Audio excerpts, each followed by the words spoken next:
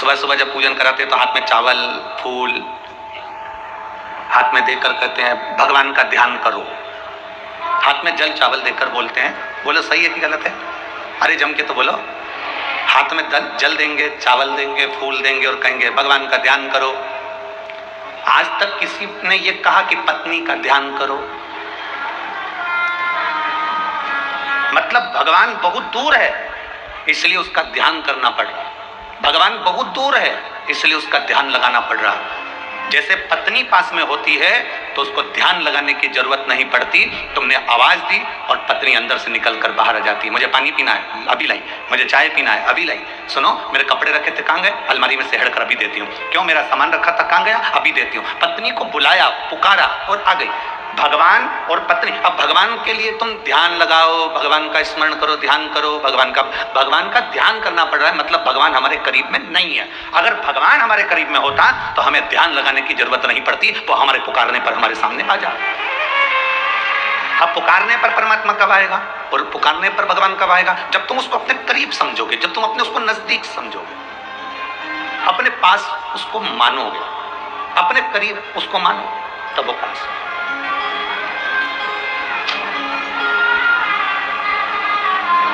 यहाँ पर एक बच्चा बैठा है जो 5-6 साल का हो गया था पर बोलता नहीं था, और उसकी माँ ने पशुपति व्रत किया।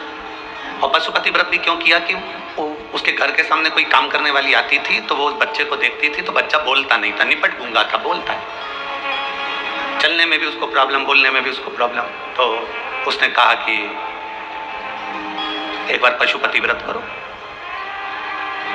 तो उस महिला ने उससे कहा कि तुमने पशुपति व्रत करा है? तो कहा व्रत तो नहीं करा पर मैंने सुना है वो सीहोर वाला महाराज बताता है पशुपति व्रत को, और जो जो करता है उसका कार्य होता है। मेरे बच्चा की आवाज आ जाएगी क्या पशुपति व्रत से? मैंने नागपुर में दिखाया, डॉक्टरों को बताया, पर डॉक्टर कह रहे हैं कि इसको एक बीमारी है, उसके अनुसार इसको आवाज नहीं आई। क्या मेरे बच्चे की आवाज आ सकती है? छाया श्रीकांत शिवालकर, मैं तहसील उमरखेड़, गांव ढंडकी है कि? हाँ तुम समझ गए ना? हाँ ठीक है कि हूँ। कहीं बेटी है क्या? कहीं बेटी हो तो हाथ हिला सकती है अगर कहीं बेटी हो। छाया श्रीकांत शिवालकर, उमरखेड़, गांव डेस डेस डेस। ठीक है, कहीं बेटी हो तो हाथ हिला सकती है। तो मेरे बेटे की आवाज नहीं थी गुरुदेव, बोल नहीं पाता था, लोग उसको हंसते थे। एक काम करने वाली के कहने पर मैंने पशुपतिनाथ का व्रत किया। पहला सोमवार का व्रत हुआ बहुत अच्छे से। दूसरा सोमवार का व्रत करने के लिए गई और पहले व्रत को मैंने दिया लगाया, घर पर आई, घर पर दिया लगाया, अंदर गई और बाबा से प्रार्थना करी, बाबा मेरे बच्चे की मुंह की आवाज वापिस आ जा, मेरे बच्चे की आवाज नहीं है। दूसरा पशुपतिनाथ का व्रत, मैं मंदिर में पूजन कर रही, मेरा बच्चा बाहर मंदिर के खड़ा और सीढ़ी पे से नीचे गिर गया। सीढ़ी पे से गिरा, सिर में चोट लगी, रोता रोता मेरे पास में आया, रक्त निकल रहा था। मैं दुखी हो गई, भगवान मैंने तो अपने बेटे की आवाज मांगी थी और तूने मेरे बेटे के सिर में चोट लगा दी। 5वां दिया लगाया ही था और बेटा गोदी में आकर रक्त से सना हुआ और एकदम दौड़ता दौड़ता आया और आवाज लगाते लगाते आया, माँ माँ माँ, चिल्लाता चिल्लाता। गुरुदेव, खून अपनी जगह था पर उसकी जो आवाज आई वो मेरे बाबा के मंदिर में गुंजायमान हो गई। आज मेरा बच्चा बाबा की कृपा से, अब उसमें लिखा एक शब्द, पोपट की तरह। पोपट क्या होता है? तोता है।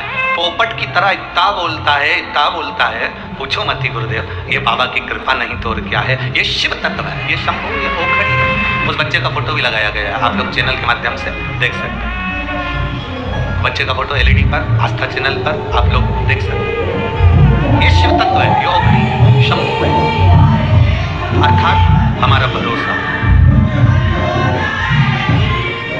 हमारा विश्वास, हमारी दृढ़ता उसको हम मजबूत करें।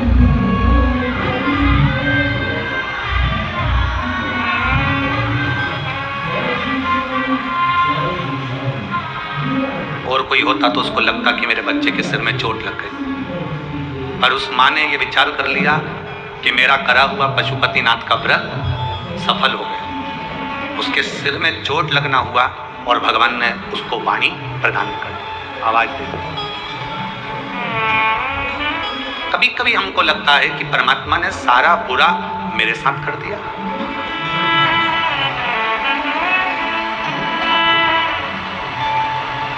भगवान ने सारा बुरा मेरे साथ कर दिया, कभी कभी लगता है।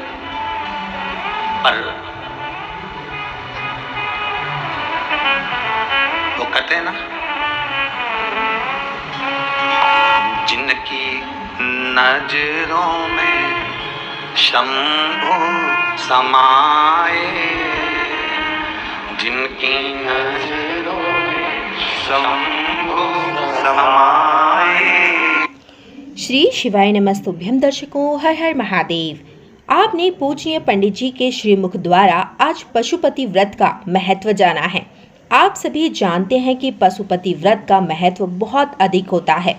जब कोई व्यक्ति बहुत समय से परेशान चल रहा हो तो महिलाओं को, माताएं बहनों को इस उपाय को अवश्य करना चाहिए। कहते हैं किसी भी सोमवार से पशुपति व्रत यदि लगातार 5 सोमवार तक व्रत किया जाए, संकल्प लिया जाए तो आपकी वह अधूरी कामना पूर्ण होती है।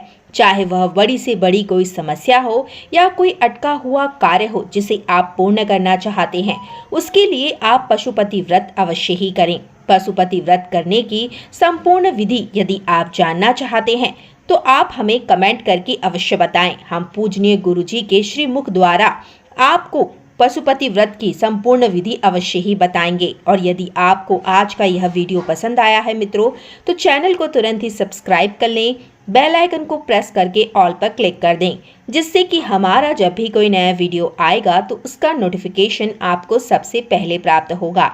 धन्यवाद दर्शकों, मिलते हैं अगले वीडियो में। तब तक के लिए हर हर महादेव।